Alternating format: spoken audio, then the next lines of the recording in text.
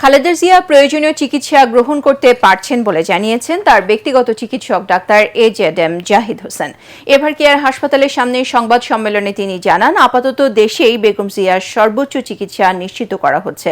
প্রয়োজনে যে কোনো সময় তাকে বিদেশে নেয়ার প্রস্তুতিও রাখা হয়েছে। এই সময় চিকিৎসকদের দেয়া তথ্য ছাড়া অন্য যে কোনো বিভ্রান্তিমূলক তথ্যে কান না দেওয়ার আহ্বান জানান জাহিদ হোসেন।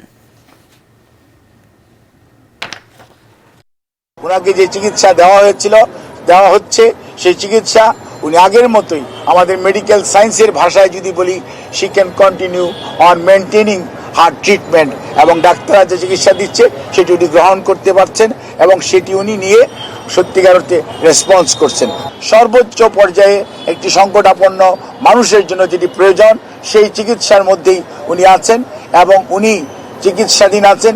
এটি নিয়ে কোনো অবস্থাতেই কোনো গুজবে কান না দেওয়ার জন্য আমি আপনাদের মাধ্যমে সকলের প্রতি বিনীত অনুরোধ জানাচ্ছি।